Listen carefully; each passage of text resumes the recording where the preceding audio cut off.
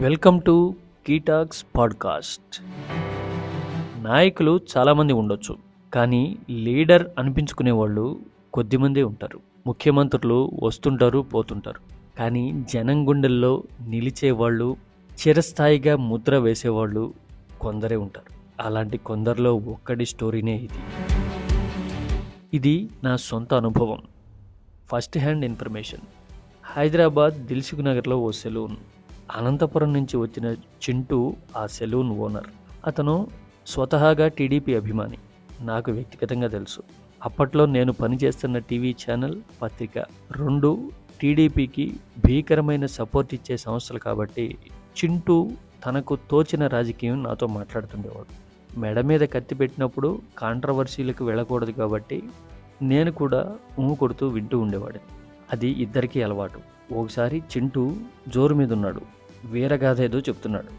ఈ ముఖ్యమంత్రి వచ్చాక అంతా అరాచకం అయిపోయింది సార్, వాళ్ళు చెప్పిందే నడుస్తోంది, ఎవరిని మెసలనివ్వడం లేదు అంటూ తన సొంత ప్రాంతంలో తన అభిమాన పార్టీ నాయకుల్ని ముఖ్యమంత్రి వర్గం ఎలాగ రొస్టు పెడుతున్నారో తనకు అర్థమైన కథంతా చింటూ నాతో చెప్తున్నాడు. అప్పటి వరకు పక్క సీట్లో కూర్చున్న కుర్రాడు ఈ వివరం అంతా విన్నాడు. కాసేపటికి, అన్నో నువ్వు మాట్లాడేది సరిగ్గా లేదు, ఈ ముఖ్యమంత్రి అలాంటోడు కాదు, నాకు తెలుసు అని వాదనకి దిగాడు.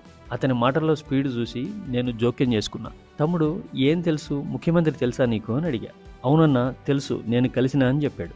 అవునా, ఎప్పుడు కలిసావు, ఎలా కలిసావంటే తన కథంతా చెప్పుకొచ్చాడు. మా నాయన కూలి పని చేస్తాడన్నా, మాది నల్గొండ, నాకు ఇంజనీరింగ్ చదవాలని కోరిక, ఎంసెట్లో ఓ మాదిరి ర్యాంక్ వచ్చింది, డబ్బులు లేక ఆగిపోయినా. నాకు బొమ్మలు గీయడం అంటే మహా సరదా.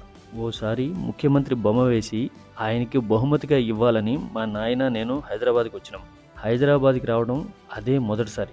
ఓ రోజు అయింది, 2 రోజులు అయ్యింది, ముఖ్యమంత్రిని కలవడం కుదరలేదు. ఇక లాభం లేదనుకుని ముఖ్యమంత్రి కారుకి అడ్డుపడినాం. సెక్యూరిటీ వాళ్ళు వచ్చి మమ్మల్ని పక్కకి తప్పిస్తుంటే ముఖ్యమంత్రి ఆగమని చెప్పిండు. దగ్గరకు పిలిచి ఏంటి సంగతి అంటే, ఇట్లా మీ బొమ్మ గీసినా మీకు ఇయ్యడానికి వచ్చినా అని చూపించా. యగాదిగా చూసి రేపు ఉదయం 5:30కి రండి అని చెప్పి వెళ్ళిపోయిండు. తెల్లారిపోతే బొమ్మ చూసి ఎలా గీసినావు అని అడిగాడు. నేను ఇట్లా గోరుతో గీసే ఆర్టిస్ట్ని అని చూపించిన.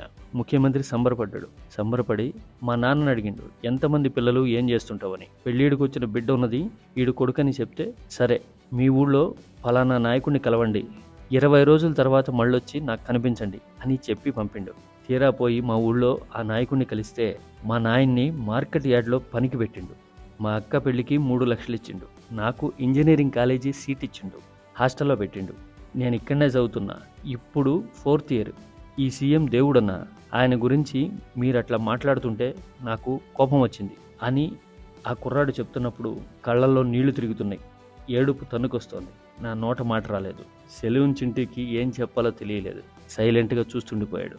అలా ఎమోషనల్ అయిన ఆ తమ్ముడు కుర్చీ దిగి వెళ్ళిపోతున్నప్పుడు చూస్తే దివ్యాంగుడు అతను, కర్రతో నడుస్తున్నాడు. సినిమాల్లో మాత్రమే కనిపించే ఇట్లాంటి సన్నివేశం జీవితంలో ఎదురుపడుతుందని నేనైతే ఊహించి ఉండను ఎప్పుడు. ఆ ముఖ్యమంత్రి వైఎస్ఆర్. అది 2008వ సంవత్సరం. బహుశా ఆ కుర్రాడి లాంటి వాళ్ళందరి అభిమానమే వైఎస్ని 2వ సారి గెలిపించింది.